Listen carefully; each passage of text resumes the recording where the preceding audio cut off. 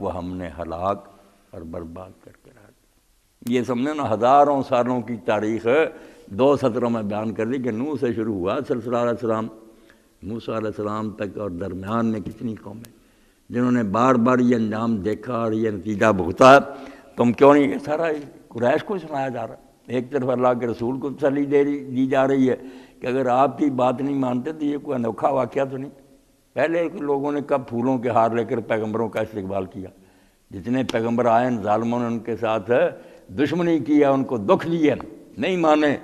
ہم نے معجزے بھی دکھائے، اور قوم فرعون کا تو قرآن مجید سورہ اعراف میں آتا ہے 9 معجزے۔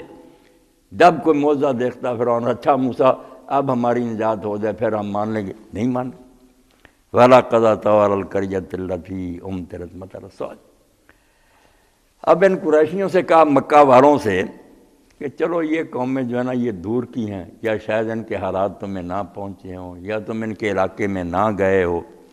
وَلَقَدْ أَتَوْا عَلَى الْقَرْيَةِ الَّتِي أُمْطِرَتْ مَطَرَ السَّوْءِ۔ تم اس بستی پر سے بھی نہیں گزرتے جس پر بری بارش ہوئی تھی، پتھروں کی بارش جس پر ہوئی تھی، قوم لوط، ان کا علاقہ بھی نہیں دیکھا۔ اس بستی میں یہ جب شام کو جاتے ہیں نا تجارت کے لیے، اسی علاقہ سے گزرتے تھے۔ یہی شاہراہ تھی۔ اللہ کہتا دوسری قوموں کی تو چلو کہانیاں نا تم تک پہنچی، یہ تو وَلَقَدْ أَتَوْا عَلَى الْقَرْيَةِ الَّتِي أُمْطِرَتْ مَطَرَ السَّوْءِ، وہ بستی جس پر بری بارش اللہ تعالیٰ نے برسائی تھی، تہس نہس کیا تھا ان کو، اس پر سے تو روزانہ تم گزرتے۔ أَفَلَمْ يَكُونُوا يَرَوْنَهَا، اللہ تعالیٰ تعجب سے پوچھتے ہیں کہ تم دیکھتے نہیں رہے ہو کہ وہاں پتھر اب بھی پڑے ہیں، اور اب بھی لوگ جاتے ہیں ڈیڈ سی جو ہے بحر میت، اس میں وہ باغ ابھی غرق ہوئے، وہ بھی نظر آتے ہیں کہ وہ باغ ہیں پانی کے نیچے گئے ہیں، اور پتھر کھنگر جو ہے نا ابھی بھی میدان بھرے ہوئے، اسی طرح بارش پتھروں کی۔ تو اللہ تعالیٰ فرماتے ہیں أَفَلَمْ يَكُونُوا يَرَوْنَهَا، یہ مکے کے لوگ اس بستی کو دیکھتے نہیں رہے، اتنی صدیاں ہو گئی ہیں وہ بستی انہیں نظر نہیں آتی۔ پھر فرمایا کہ اصل بات یہ ہے کہ جتنی چاہے دلیلیں دو، جتنی چاہے کتابیں پڑھواؤ، علاقے دکھاؤ، جس کو انجام کی فکر نہیں نا کہ مرنے کے بعد کچھ ہوگا، اس کا کوئی علاج نہیں۔ یونیورسٹیاں بنا لو، کالج بنا لو، پڑھا لکھا لو، بل کانوا لا یرجون نشورا۔ اللہ فرماتا یہ بات نہیں کہ دیکھتے نہیں، یہ دیکھتے ہیں، سب کو وہاں نظارے کرتے ہیں، سیر سپاٹے کے لیے بھی جاتے ہیں۔ اصل میں یہ لوگ یہ امید ہی نہیں رکھتے کہ مرنے کے بعد کبھی اٹھنا، یہ عقیدہ ان میں نہیں رہا، جس کی وجہ سے بے فکر ہے کہ مر گئے تھے وہ، یہ غرق ہو گئے، تب کیا ہوا، مٹی ہو گئے نا، بعد میں کچھ نہیں۔ حالانکہ یہ اتنی بری بات ہے۔ اللہ تعالیٰ قرآن مجید میں کہتا کیف تکفرون باللہ،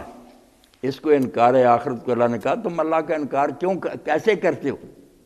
یعنی جو کہتا نا کہ حساب کتاب نہیں ہوگا،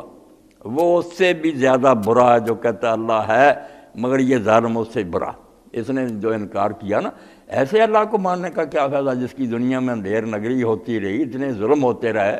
بے گناہ لوگ ستائے جاتے رہے، وہ انصاف ہی نہ کرے، تو ایسے خدا کی بجائے کہ اس کو مانیں، یہی کہنا بہتر ہے کہ اس دنیا کا کوئی مالک نہیں۔ اس لیے بدترین کفر ہے کہ کہے اللہ ہے مگر نہ وہ انصاف کرے گا، نہ نیکوں کو انعام دے گا، نہ بروں کو سزا دے گا، اس سے بری بات کوئی نہیں۔ علامہ اقبال رحمۃ اللہ نے بڑے قلندرانہ انداز میں کہا ہے، کیسی بات سمجھائی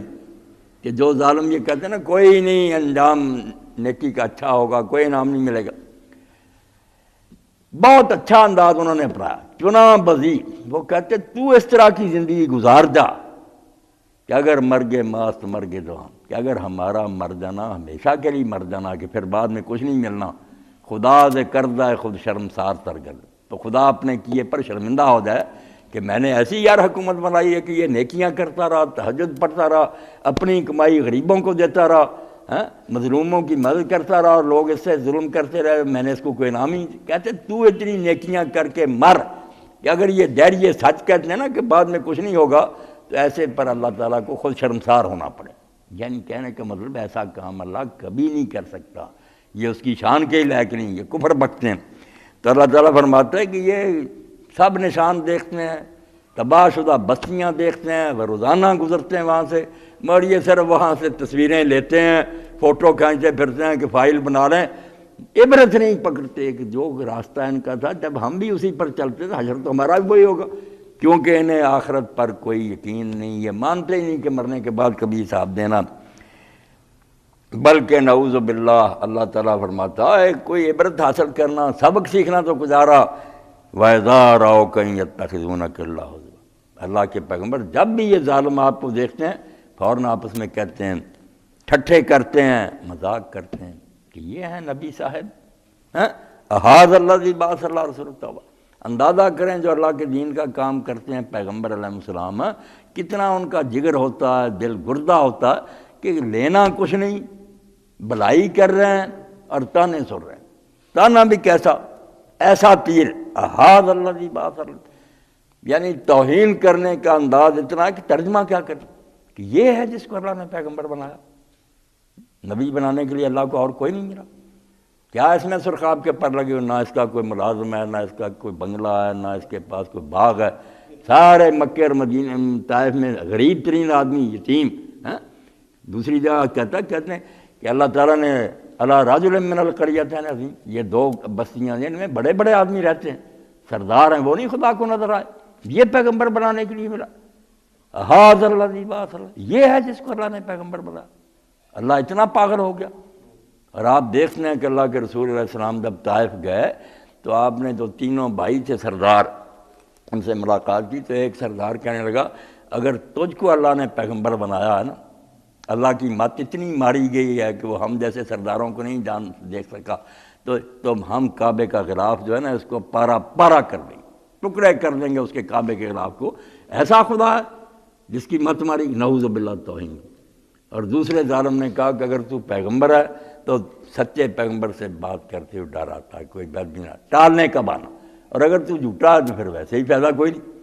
آپ نے ہزار محنت سماج کی کہ اچھا اگر تم نے نہیں قبول کیا میری بات کو تو مجھے موقع دو کہ میں عام پبلک میں اپنی بات سنا دوں، مگر وہ بات ماننے کی بجائے انہوں نے صبح بازار میں گنڈے کھڑے کر دیے، پتھروں سے جھولیاں بھر دی، اللہ کے رسول نکلے، بارش ہو گئی شروع، بے ہوش ہو کر گر جاتے۔ بعد میں حضرت زید ابن حارثہ نے وہ ساتھ آپ کو جانور پر سوار کرایا، شہر سے باہر لے گئے۔ حضرت عائشہ رضی اللہ تعالیٰ نے پوچھا کہ اللہ کے رسول علیہ السلام آپ پر زندگی میں احد کے دن سے زیادہ بھی کوئی سخت دن آیا، جب آپ کا سر مبارک زخمی ہوا، دندان شہید ہوا، آپ گڑھے میں گر گئے، اس دن سے زیادہ سخت دن؟ تو حضور نے فرمایا عائشہ سب سے سخت دن میری زندگی میں وہ تھا جب میں طائف گیا، وہاں جب مجھے مار پڑی نا، جب یہ مجھے کرن و سالب تک لے کر آیا نا زید، مجھے کوئی خبر نہیں کہ میں آسمان پر تھا یا زمین، مجھے کوئی ہوش نہیں، وہاں لا کر کھجوروں کے انگوروں کے باغ میں، وہ عتبہ اور شیبہ کا ہی تھا مکے کے سردار سے، وہاں بیل کے نیچے لٹا دیا۔ تو پھر جو کافر تھے انہوں نے عتبہ اور شیبہ بیٹھے ہوئے،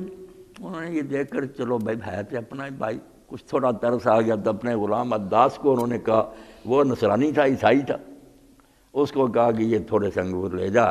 تو نچوڑ کرنا ہے ہمارے بھائی کے منہ میں ڈال۔ اس نے آ کر جب وہ ڈالے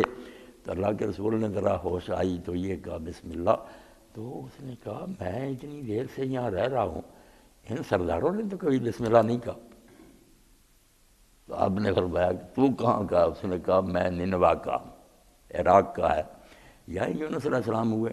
تو حضور علیہ السلام نے فرمایا کہ وہ تو میرے بھائی یونس کا شہر ہے۔ اس نے کہا آپ کو یونس کو کیسے جانتے؟ یونس کا پتہ مکے والوں کو نہیں تھا کیونکہ اسرائیلیوں کے پیغمبر تھے، اور آپ بھائی کہہ رہے ہیں؟ آپ نے فرمایا ہاں وہ بھی اللہ کا پیغمبر تھا، میں بھی اللہ کا نبی ہوں۔ اس نے ہاتھ چوم لی۔ تو کافروں نے کہا یار ہم نے تو ترس کھا کر تجھے بیعت، وہ اس کے ہاتھ چومتا تھا۔ اس نے کہا جو کچھ اس نے بتایا نہیں سوائے اللہ کے نبی کے کوئی نہیں بتا سکتا، آپ لوگ نہیں مانتے تو آپ کی مرضی۔ مسجد پھر وہاں بنی مسجد عباس۔ تو اللہ تعالیٰ فرماتا ہے بجائے یہ سبق سیکھنے کے کہ روزانہ تم تباہ شدہ بستیوں سے گزرتے ہو، دیکھتے ہو کہ کس طرح بری طرح پتھر ان پر برسے، ہدایت نہیں پکڑی، الٹا پیغمبر کو جب دیکھتے ہو مذاق کرنا شروع کر دیتے، اور مذاق بھی اس طرح کا بدترین، احاظ اللہ پاس اللہ، یہ ہے نبی صاحب جن کو اللہ نے پیغمبر بنایا۔ اتنا دکھ دینے والا جملہ، ان کا لَيُضِلُّنَا عَنْ آلِهَتِنَا لَوْلَا أَنْ صَبَرْنَا عَلَيْهِ، اور ڈٹائی کی حد، الٹا کہتے ہیں کہ یہ اپنی تقریروں سے اپنی باتوں سے ہمیں گمراہ کر دینے لگا تھا، ہم اپنے جو باپ دادا سے چلے آ رہے ہیں نا معبود، یہ چھڑوا دینے لگا تھا۔ یہ تو شکر ہے کہ ہم پکے رہے اور اپنی بات اس پر ظالم فخر کر رہے ہیں کہ ہم پکے نکلے، کہ ہم نے اپنے بت نہیں چھوڑے، اپنے داتا نہیں چھوڑے، بابا فرید نہیں چھوڑے، ورنہ ان کا یہ تو ہمارے بزرگوں اور پیروں سے ہمیں پھیر دینے لگا تھا اگر ہم پکے نہ رہتے۔ بسوف یعلمون حین یرون العذاب من اضل سبیلا۔ اب اللہ تعالیٰ نے ایک ہی بات کہی، ہاں جمے رہو، مگر جب عذاب کو دیکھو گے نا اس وقت تمہیں پتہ